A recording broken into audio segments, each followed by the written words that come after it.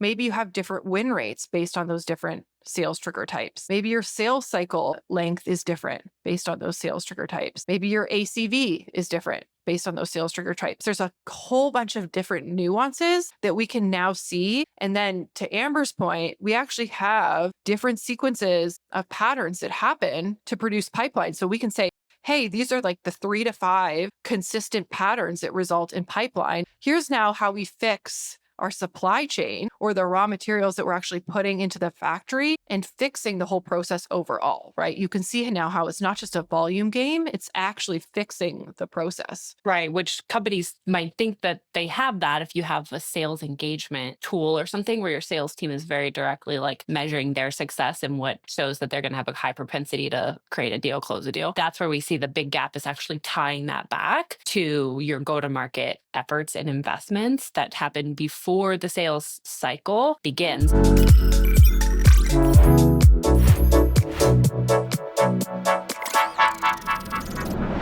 Hey, Amber, what's up?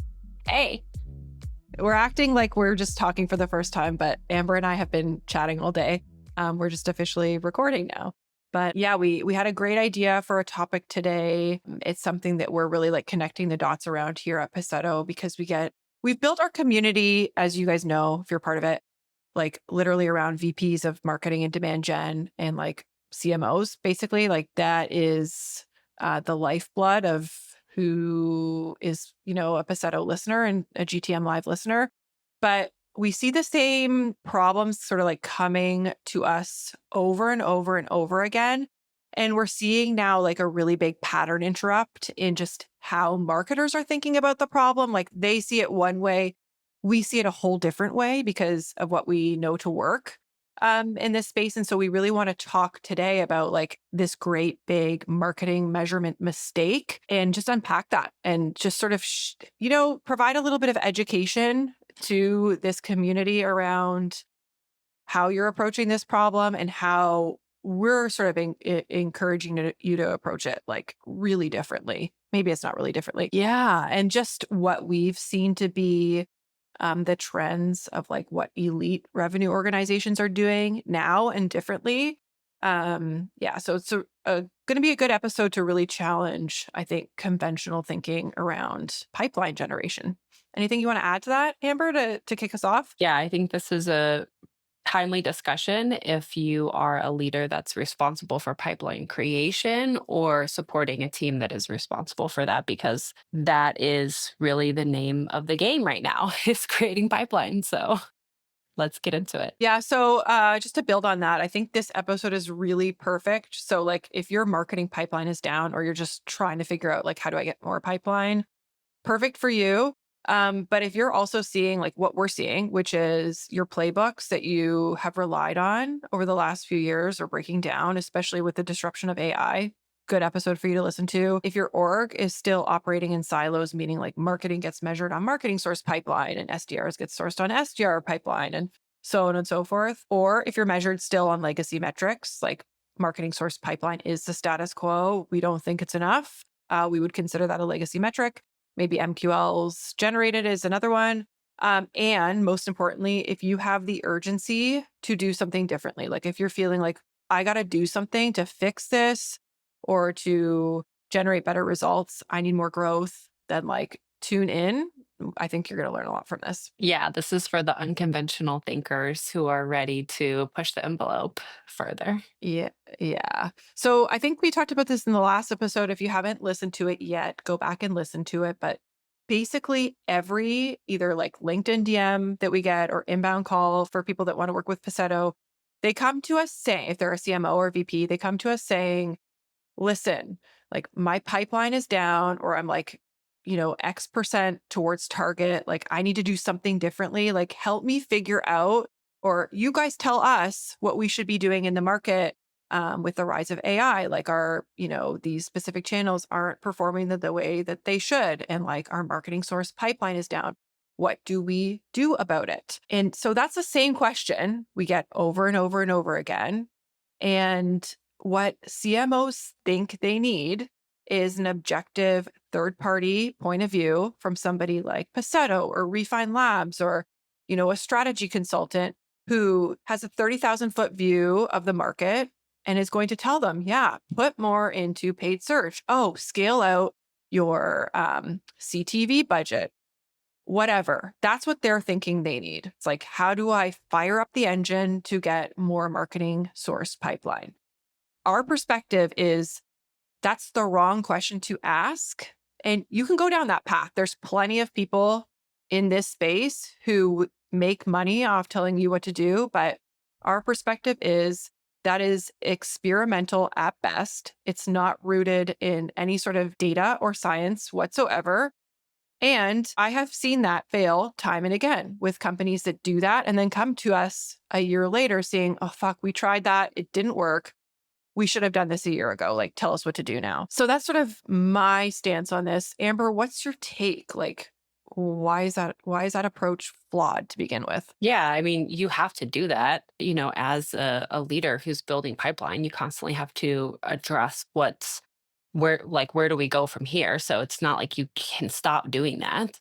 But what we're seeing is that there's this big gap in terms of measuring what you already have and doing the most with what you already have to help inform your decisions about where you go and what you invest in next, and doing what should we invest in? Like, where should we put our dollars first is literally putting the cart in front of the horse. Like, your measurement system is broken. We are iterating so fast, things are changing all around us, but we're using measurement and KPIs a decade old. So like, that is always going to drag you back down and continue to create misalignment across your teams. Even if you have a friendly relationship across marketing and sales, it is doing you no favors to continue to measure your pipeline creation with these old systems. So, when you make those decisions without having a new measurement framework to guide you, you're poking around in the dark and you are guessing. Like, you really are guessing. It's not experimental, because experimentation requires a scientific approach. And we don't True. have a scientific approach to pipeline creation when we're looking at, oh, this is marketing source pipeline or this is sales source pipeline. And that's literally it. And then you go measure the sales cycle and maybe you're doing some like segmentation from there. But we're really lacking, like, where are there growth levers with what we're already doing and what we already have, so that you can bolster that, versus going and trying to just kind of pull all these levers and, match whatever you see other people talking about is not strategic approach. Yeah. And I think all of this is really centered around this idea of like volume. Like, for so long, we've all been playing the volume game. I just saw it play out with a customer this week where it's like, okay, our contribution from SDRs is down. Like, let's go get more SDRs and make more, like, log more activities. And then we'll see that number improve. And it's sort of like the same thing with marketing. It's like, if you know that events are a big contributor to marketing source pipeline, what's the first instinct that you're going to have? Oh, let's go do more events. That could work, but it's like, it's, again, I would say, an educated guess. You don't really know, because if you're in marketing and you've generated a lead that, came from events as a channel and it made it to pipeline, cool. That's great. What you're not seeing, though, is what actually happened between, this is what we call the pipeline black box, but what actually happened between like when that lead was generated by marketing. It was every team has a prospecting process. So you've handed it over to an SDR or BDR or whatever, in your organization needs to work the person to convert it to an opportunity. We have no insight into like, what is the process that actually happened there? How many times did that SDR need to call that lead to get a meeting? How long did it take them? How long did it take them to become an opportunity? Like, how did they actually progress through that? And that matters, because if you're looking to do more of X, Y, and Z, you really want to understand like what actually happens on the factory line when it's being worked by an SDR, because one segment of people that you're over here generating in marketing could move through that process 3 or 5 times faster and actually at a better conversion rate than another segment of people. But like that is the nuance. We need to understand what and why happens to our leads, and not just leads, anybody, after they are kicked over to an SDR to be phoned and to be outreach to. Right. And every factory is a little different.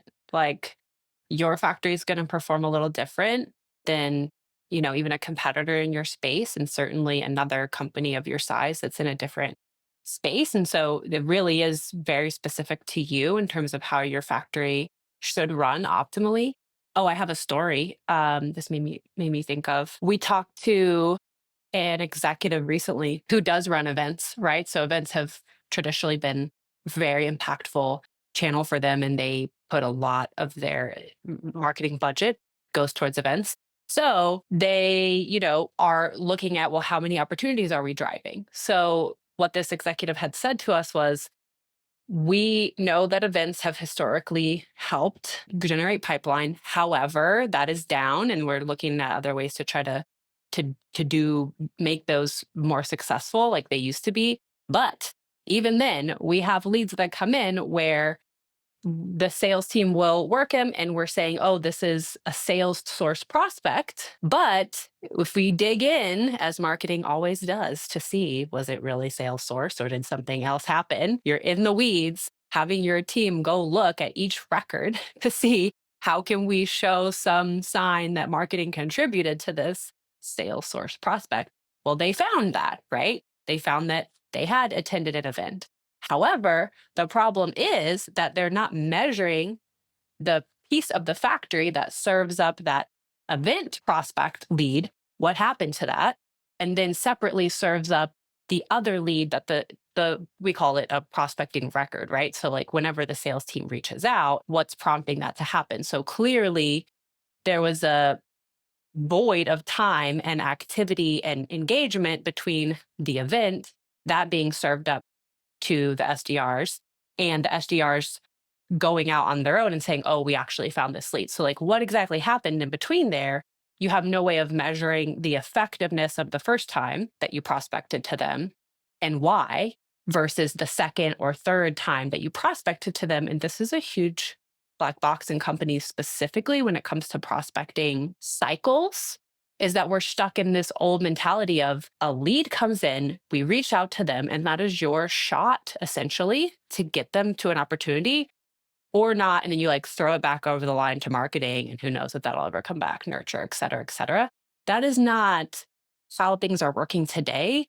Teams are working contacts multiple times, and oftentimes they get lost in the shuffle as well because we have no way to understand where they are in the factory and don't have a clear line of sight into if they've been at this point in the factory before. We're just like literally overwriting data. So anyway, long-winded way of saying the outcome of that story is even if you have a good relationship across marketing and sales, you're still shooting yourself in the foot by measuring the source of this opportunity as a sales sourced or a marketing event sourced, et cetera, because you can't see what's actually influencing them to take the meeting or not. Oh, for sure. And I think that's also why it's really limiting to measure on like sourced. And sometimes you have teams that are really aligned and they don't compete over credit. But man, I see it all the time where if something gets tagged as SDR-sourced, the marketing team is like, wait a sec, that lead came through an event. I'm going to like go spend all my time trying to justify that instead of like focusing on what I'm supposed to do and back channeling and updating the lead source record in Salesforce. But another good like storytelling analogy from what I've seen, very similar to what you're seeing, Amber, one company that's in our portfolio, what commonly happens is that an SDR identifies an account, starts working them, and then, a whatever defined period of time goes by, and then that person ends up filling out like a book demo form on the website. And then SDRs are over here saying like, that's my deal. I sourced that. I went out and called them. And then marketing is saying, well, they just came through this channel. And like, that's the thing that happened before the opportunity was created. So like, it's marketing sourced. But what we need to see is like virtually every deal has an SDR working it, whether it's before a marketing signal happened or after, right? What we really want to understand is like, what is that pattern of things that actually happen throughout that entire journey before an opportunity gets created so that we can start to replicate that and systematically engineer more pipeline that way.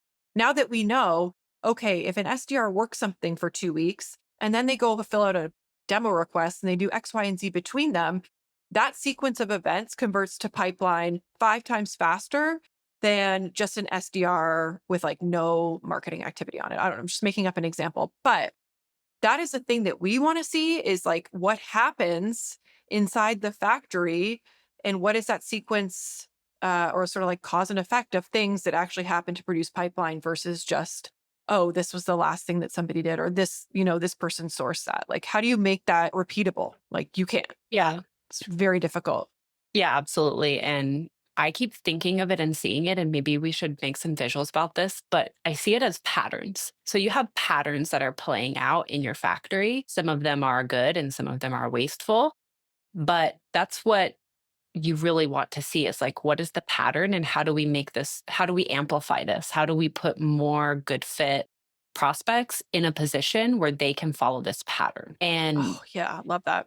which is different than saying, oh, they originally came to us from a live event, or the last thing they did with us was, looked at our LinkedIn page. Like those are making you and your team do so much mental gymnastics to try to understand what the patterns are, and you're left with volume metric after volume metric after volume metric. And none of this is putting it together as a causal system for how these prospects are moving to pipeline in your revenue factory. You're also just, I'm thinking of the mental gymnastics to actually produce that data, which would require a lot of stitching together of data from like different places when like you don't have to do that. There's obviously a more efficient way than trying to like piece together a story versus like once you just have this like data set that exists, like you can see the patterns from that. Yes. And then you layer in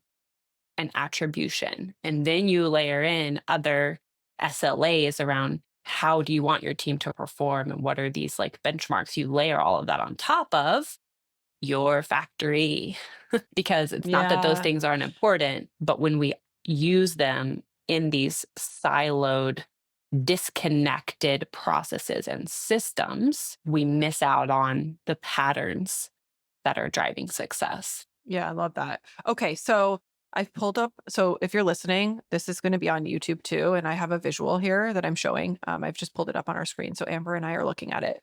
And it's a visual of the pipeline black box, which I know we've been talking about a lot lately, but I still think that it's like an analogy that's not terribly easy to understand, and so I think this visual makes it really easy. So I'm going to describe it. Okay. So this visual says the pipeline black box in your GTM. The pipeline black box hides the repeatable, consistent processes that manufacture pipeline. Okay, so you've got 3 things in an order.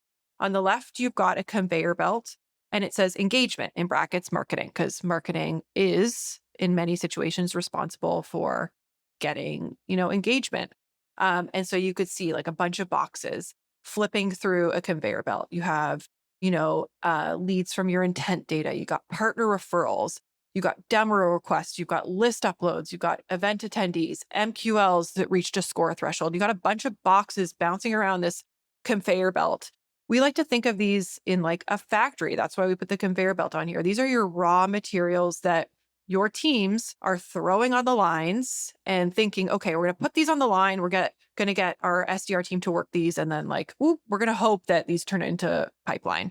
Maybe we'll throw a little bit more on there from events because we know that those convert at a higher conversion rate. Okay, so we've got a bunch of shit on the line, bouncing around. It's messy. That's the reality for most organizations. And then what happens next before opportunity gets created? Okay, you've got your SDRs now picking up the phone, calling people, sending emails, LinkedIn DMs, whatever. Prospecting. Every B2B organization has a prospecting function. I would say like 99% of the time. We track that sometimes in Gong, in Outreach. Maybe we don't track it at all. But this black box of activity is the hidden failure point in every B2B organization. It's not just activities, by the way. We're going to unpack that in a second. And then out the other side, you have opportunities. That's the visual that's showing there is sort of like a more streamlined, I guess, conveyor belt of people moving through the conveyor belt faster. Because at that point, an opportunity is created, and now we systematically track that for the most part. We have an opportunity value appended to it. We've got an owner, an AE working that. We have definitive sales cycle stages. That process is pretty much like a well-oiled machine for most organizations, right? So I'm going to step ahead to the next slide. Now, this says the system for repeatable growth. This is about measuring everything that makes it on the line to figure out exactly what suppliers and raw materials we need to engineer pipeline growth predictably. So you have engagement on the left, same conveyor belt with a bunch of stuff on it bouncing around. Now we've pulled the black box off of the prospecting, sort of the next chain of or sequence of events that happens inside a factory. Here you have this woman working a factory line. She's got stuff coming on the conveyor belt. Now she's picking it up and looking at it and doing her thing on the factory line. This is meant to reflect the SDR activity that we normally probably wouldn't track in any sort of systematic way. Okay, what we would want to surface there by actually illuminating and exposing the black box. Why exactly did your SDR pick up the phone and call them? Why did we think it was a good idea? Maybe they're a hand raiser. Maybe, they've reached a score threshold. Maybe your intent platform told you to do it. We want to know exactly what the reason was that they decided to call them. Maybe there's no reason at all, but we want to know that. When did the SDR activity start initially? Okay, from the very beginning. We want to know how long it took to get to the very first meeting. We want to know the number of days it took to get to the first opportunity. We want to know the number of activities that SDR had to log in that entire journey. Was it 10? Was it 20? Was it 50? Right? Like we want to know that. Did they disqualify? Where did they disqualify? And why exactly did they disqualify? So these are all, really important KPIs that can illuminate so much in that prospecting process when your SDRs are on the line working those raw materials. And we can very quickly say, okay, well, an MQL that reached a score threshold only makes it to an opportunity 2% of the time. Okay, but we had to call them 100 times for each one that we passed along, and they disqualified because, I don't know, I'm just making up a reason here. They're not interested, okay? Like, we need to know that so we can stop feeding more junk into the line and taking up our SDR's time when they have to make 100 calls per 10,000 contacts that you put on there only to get a handful of opportunities.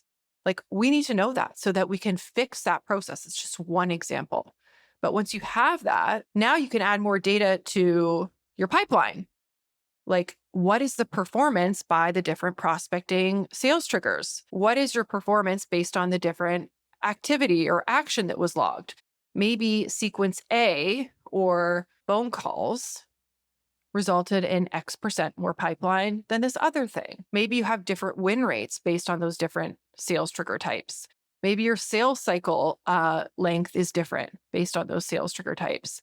Maybe your ACV is different based on those sales trigger types. There's a whole bunch of different nuances that we can now see. And then to Amber's point, we actually have like different sequences of patterns that happen to produce pipelines. So we can say, hey, these are like the 3 to 5 consistent patterns that result in pipeline.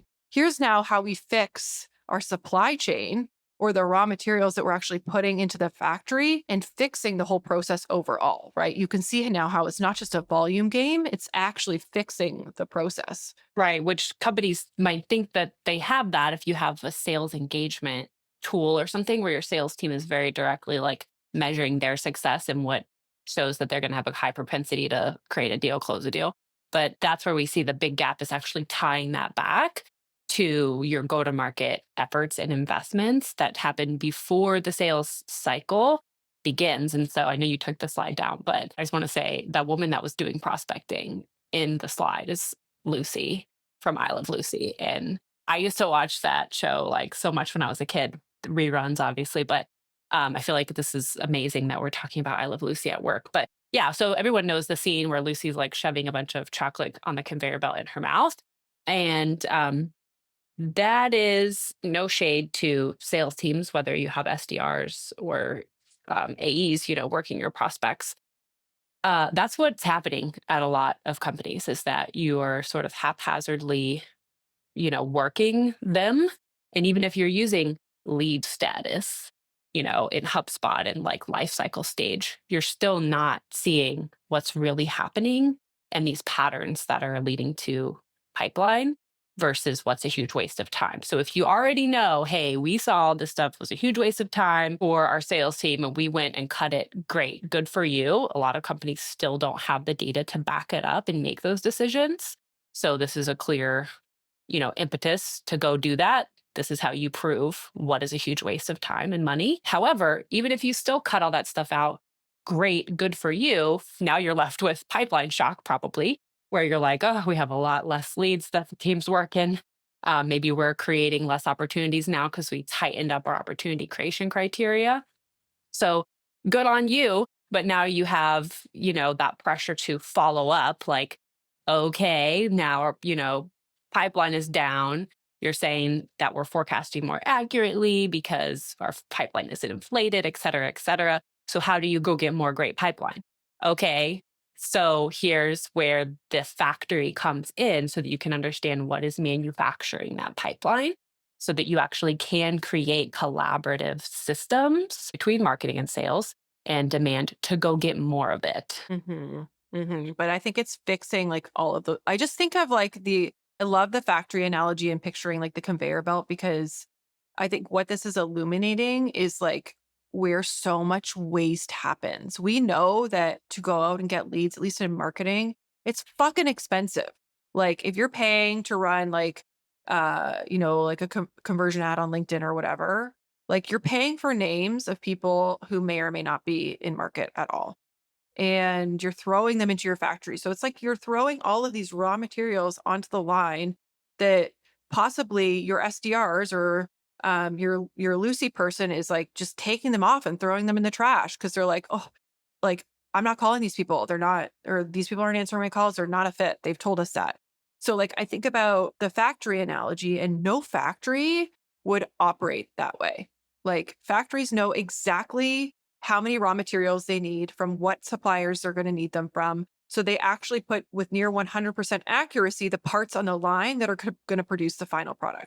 Like they're not just like, if you think about, like a car manufacturing factory, like they're not just going to put in like a bunch of, extra doors on the line. Like it's not going to happen because we don't need those. They're not part of this system producing these cars. And so why should GTM operate any differently when we know that there could be a science? Every organization's scientific system is going to be different depending on a number of different factors. But what we're saying is we can actually get to that level of precision. We've seen it.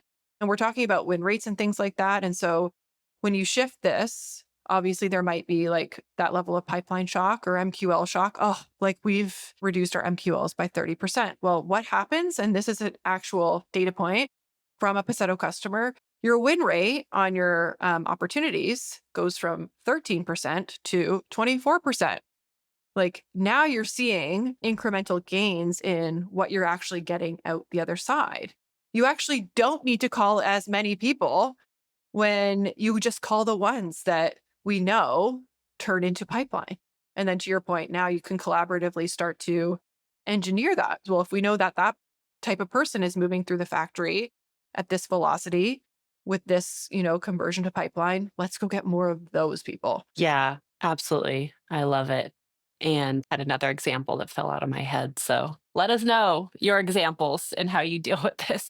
I feel like teams are getting a lot more thoughtful about how they're measuring, and there's this huge appetite that we see from go-to-market leaders of wanting a better measurement system. And so I am, my background is in revenue operations, and so I have set up the demand waterfall at so many different companies. And this used to be like the Bible. Okay, what do you do? Would you, have a marketing automation platform? You need to know how many MQLs and how many SQLs. And at this point, I'm ready to like kill both of those because it's not doing anyone any favors. We need a different measurement system. And so that's what we have here at Paceto is our framework around the factory and prospecting as really the gold standard of what you need to measure that's going to show you what your MQL, SQL conversion rates never have and never will, finally, in this age that we find ourselves in. let's talk more about like the shift in thinking, because there's going to be this like camp of CMOs and executives in marketing that don't agree with this at all. And they'll continue to make decisions their way. Cool. See you in a year when this doesn't work out for you. No shade on you. Just everybody sort of gets the unlock when they get the unlock. But for those who are like, this is resonating, this is making sense, like, let's talk more around like where the shift in the thinking needs to happen. And the way I'm sort of interpreting this and the thing that's jumping out at me is that, well, when we're measured on sourced pipeline, right? Like we selfishly focus on our own function. So if I'm a marketing leader and I'm responsible for marketing sourced pipeline, I'm now getting tunnel vision on that. I think the first thing that needs to happen is like, oh, I need to zoom out and to start thinking about this as a system and how the entire system comes together to create pipeline. And of course, you need to be in an environment in an environment that is supportive of that, right? So if you've got a CEO who continues to press about marketing source pipeline, yeah, like it's going to be difficult, right? But I think that's the first thing that needs to happen is that you need to be aware that engineering pipeline today in 2025 is a systematic process where one single thing that you did in marketing that we're like stamping on the deal record is not an accurate lens into what created that pipeline. Okay. So like that is the first, I think, realization or big shift that needs to fundamentally exist. It's like, I was going to say get your head out of your own ass, but it's kind of like, you really just like need to zoom in and stop thinking just marketing and like just protecting myself or my job or my team, right? What else do you think, Amber? Yeah, I think if you're in that sort of a situation where your leadership or the board, they're tied to these legacy metrics as a way to, predict, forecast, it is really tough. And you can play the game while also making a case for changing to a revenue factory approach. But we have found that to be really tough because you have to actually see what's happening in the factory. And for one person, or a champion or even a department to be able to take an outside look at what's actually happening right now in your black box is like near impossible. And that is something also that we could help you with if you're like, hey, I need somebody to like help give this outside look. But from there, you actually have to go like implement a system. And so then you have a lot of, now you're introducing more friction around like our changing our systems. And so that's why this year we've really honed in on those as like two things that make it really hard to change from the status quo because it just feels like a big lift. So we have resources on that, and reach out to us if you're interested in learning more about what that is. But if you're in that sort of environment, yeah, I think it is just like, it's hard to like prove when you don't have visibility and to make a case. That being said, if you're in, on a different scale where your leadership is reaching this, culmination moment where they're feeling like we need to make a systematic change and you're exploring what that could be, then you're in the perfect position to consider the revenue factory approach and start from, you don't have to start from scratch. You don't have to reinvent your whole revenue, everything that touches revenue, but you do need to have a very like clear view on what you need to get out of this in order to make, that change, to make an argument for it. So, but if you are in a position where leadership is open to measuring marketing as on something other than last touch or first touch pipeline creation, and you have some appetite on your team across go-to-market to work collaboratively, then that's all that you need to get started. That is not that complicated. Yeah. And I think too, it's not just like you need to I think we've said this before, like rip out these other metrics, but I think it's about having an appetite or an open mind to seeing new data that your organization probably is not used to seeing, layering that in, and then like allowing time to impact other really core metrics like win rate. Okay. We're going to do these things differently based on these new KPIs that we've never measured before. Now let's see the impact that has on pipeline creation. on win rate, on sales cycle length. Like those are obviously gold standard metrics that when you do these shifts that we're talking about here, those metrics will be impacted, whether it happens in a month or in 2 quarters from now. I have yet to see, those core metrics like not go up and to the right. Like they will, Yeah. because you're making more informed decisions. And then it becomes so much easier to go ask for more budget. I just saw this a couple weeks ago from one of our portfolio companies where their marketing team got a $2.2 million spend increase for the year. Like that is huge. How did they get that? Because they illuminated this pipeline black box they once had hidden. And now they know we need to go do these things, which we know have an insane conversion rate and move through the factory fast. We're going to go now spend our dollars on that. And it was so easy for like the board to get behind because they had data to back them. It wasn't just like, oh, the ecosystem is changing. AI is disrupting that. Like we need more money to get our like volume metrics up, which, may or may not pan out to anything. Like it's now we're thinking scientifically about these things that we're going to do. Right. Yes. And another conversation recently around AI search and stuff like that. It's like even a company came to us also and they had already done some research because they have a very well-versed SEO team. And so they had done the analysis to understand where they're ranking for which key terms, in LLMs. And they can see that like they're doing the work and that they are performing and they are ranking and they're showing up on, the AI recommendations in Google for this one search term and everything is going great, but the traffic is still not converting from that search term into their website. So there's still that black box around what are all of the different things that do contribute to pipeline.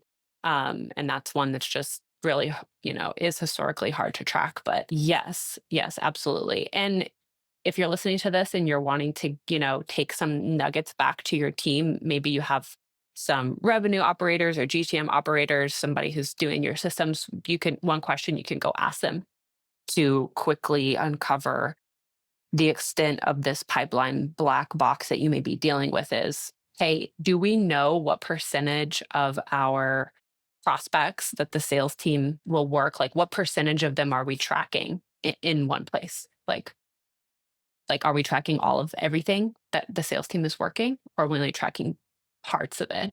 That's one question to go ask that will be illuminating. Another question you could ask is, do we know what prompted them to reach out in every single case and the outcome of what happened in every single case? Follow-up question. If you do know, do you keep that visibility if and when that prospect comes back another time? Or are you losing that visibility when they come back again? Yeah, I think that that's huge. In fact, I actually don't know many organizations that track that in like that sort of transactional way. I've certainly been in-house where with an organization that had like extraordinarily long sales cycle timelines where we sold into public sector. And so sometimes like prospects or leads are on like a 5-year contract, right? And so the prospecting process is like 5 years long, but it happens in spurts, right? And so we want to know that. Like we want to know how many spurts, how long was each one versus just when you're just only looking, I think, at activities overall, it becomes really hard to make sense of what that journey really looked like. I think I love that you had dropped in like some quick tips that people like if they're really wanting to think about this that they can bring back to their org. So thanks for saying that. I think one thing that I think is really incredibly important to acknowledge here that I certainly would take into account if I were to go back in-house is having the humility to acknowledge what might be broken when you can surface this. I think a lot of marketing leaders may or may not see how effective they are as an organization in terms of like what they are passing to sales, right? Like if you I'm just going to use an example. Like if your marketing sourced, I say that in air quotes, pipeline or revenue, a good chunk of it is coming from like, say, like industry events or, things like that, right? And you see that show up on a lot of like your marketing source pipeline. Okay, cool. You might be going to invest in more of those. What ends up happening, you pass more names of people that you meet at an event that you've like, scan their badge, or like from a list upload, you pass them to sales. You might be in shock to see how much of a resource drain those leads are to your organization in terms of how much effort and activity is required to work those people, how long it might take to work those people to a meeting compared to, other types of prospects that your SDR team is working. And so it's sort of illuminating, on how much waste I think can be contributing to the pipeline as a factory when you look at it this way. And so I think it's really important to have the humility to be able to take that on. Like, oh, maybe some of these investments that I thought were working aren't quite as efficient or effective as I thought they were. And like, that's going to inform your strategic decisions at that point, right? Because when we're looking at marketing source pipeline, we're looking at a really small percentage usually of the leads that marketing passed to sales that became pipeline, right? And I know we're only getting like one facet of that story too. So really important from that vantage point to recognize there's a lot of waste that happened in that process, a lot of stuff that never went anywhere. As responsible leaders, we need to see that and own that. I Yeah. think that's really important. Can't settle for anecdotal evidence anymore in terms of, oh, well, they just weren't good leads, right? Or, oh, yeah, well, we just never got a hold of them. So you need to be able to see that in the data consistently. I think it's really important that, owning up to that or being able to highlight like your team's inefficiencies is actually really important. Like, I think it's great if you can come to the table saying like, hey, this is how we're wasting a bunch of our budget. Like, you're going to earn a lot of respect, I think, at the table. But I think traditionally a lot of marketing leaders defend versus own the reality. I just think that can be such a big career accelerator for senior marketing leaders. Yeah, absolutely. Great opportunity too, with more marketing leaders owning pipeline creation to get, out of this old frame of reference, which is kind of like hand over the leads and then you like squint your eyes or close your eyes and just hope for the best because your team is being measured on that. And there's another team that's being measured on revenue.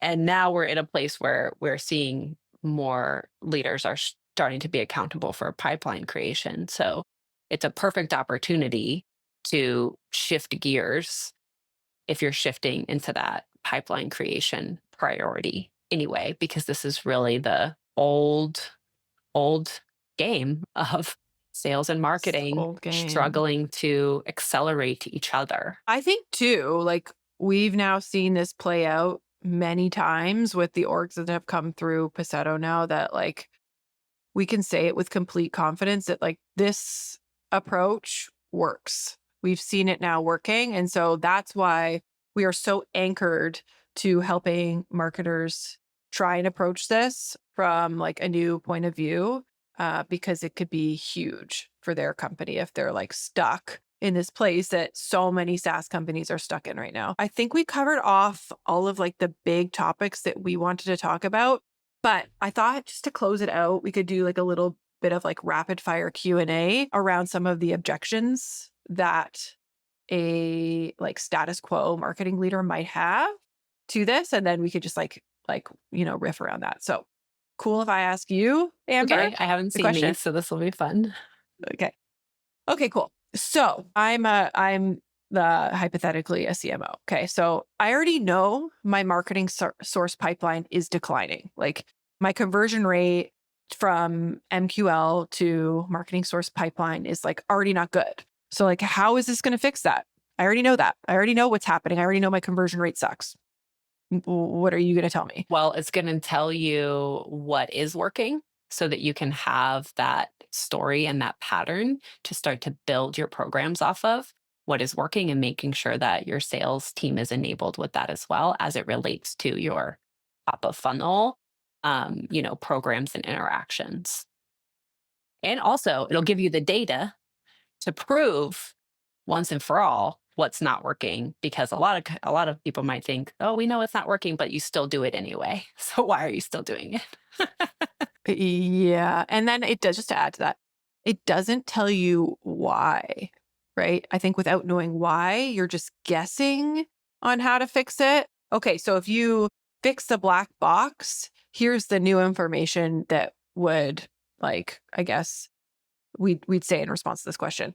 Are you targeting the wrong accounts or like the wrong account types or persona types? Okay, presumably you know what type of buyer the contact is, right? Like most contacts in Salesforce or HubSpot or whatever have that on there.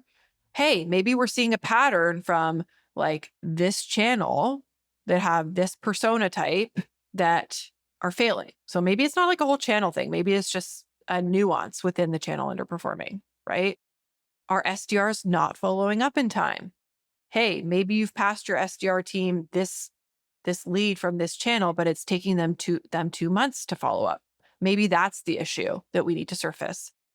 Is it a breakdown in the handoff process? Maybe not all of those leads are being even passed to or picked up by an SDR. Maybe those channels are driving volume, but not necessarily like quality prospects. So like those, to me, if somebody were to ask me that, say that question, like, I already know it's declining, how do I fix it? Well, you're lacking a lot of nuance to understand why it's declining in the first place. Like, I would want to know that information. Everybody wants more volume, but you don't need a high volume in order to run experiments and understand what's happening. You don't need a huge volume to understand what's happening and what is working to a better extent. Okay, cool. So that's one thing. What if my question is, okay, well, I'm a marketing leader and like my tactics or programs that I normally run to generate MQLs, like my MQLs are declining. I know a lot of marketing leaders don't really think now about MQLs as the gold standard, although some do. Like, okay, I know that I need more volume in my MQLs to generate the pipeline, because I know that like anything that comes through, a demo request form converts at 60%. I just need more of them. So like, what do I do? Is this going to give me that answer? What's your take on that? I think that without treating prospecting like its own piece of the factory, you're not going to effectively see your cause and effect relationships. And that's Yeah. something that a lot of teams are just left doing manually. But you want to be able to see what's happening with your prospects weekly and monthly to be able to see those trends, because there's so much that you do on the demand and brand side that has an impact on something like demo requests. But being able to really like map those and like layer those as a cause and effect is lacking, because you're not tracking prospecting as its own life cycle. Yeah. What about you? I think I was just going to say, I think the real leverage isn't more supply. It's like you think you need more supply, but what you really need is to understand how like your existing demand actually flows through the system. So I agree with you. It's like surfacing the insights that you didn't have to become better as a factory before you like make incremental fixes. In fact, I maintain this idea that without actually seeing the system, all you are really doing is making incremental adjustments that are not going to have the impact that you want. And I can say that because I've seen it play out now dozens and dozens of times. I can think of a company specifically who didn't have like pipeline black box visibility. And the path that they went down was to invest in like a demand agency, to just basically turn over their demand strategy to an agency to say like, okay, go fix this for me now. You guys are the experts. Okay, we're going to now invest more in this channel and this channel. We're going to have an experimental budget. Like, this demand agency knows exactly what they're doing. It's going to get us gains. It was short-lived, to say the least. Like, they really just came back to the fact that like, oh, you're right. We need that visibility. We don't know how things are moving through the factory. We need to know that first, right? Before we can do this other stuff. And I see that pattern happen so many times now, that I have like a really steadfast stance that like rubber meets the road for companies when they approach this from a different angle. Love that. Cool. Yeah. All right. I think that's it. Thanks for jamming with us today. And as always, if you have any questions, hit us up on LinkedIn. Some of you actually have reached out over the last few weeks, saying that you'd love to see some like examples of KPIs or, data in like a really strong board deck. So we're taking those suggestions and coming up with potentially a workshop or a webinar coming up in the next few weeks. So stay tuned, more information on that soon. But yeah, we're definitely all here to help you all be better as GTM leaders. Yes. And if you're in YouTube or Spotify, leave a comment too to help us understand what stood out about this episode and what you'd like to learn more about. And we can keep bringing some tactical tips and insights for you. Yeah, just let us know like what this makes you think of. Until Cool. next Yeah, time. great suggestion. Yeah, until next time, thanks. We appreciate you guys and see you all on the next show.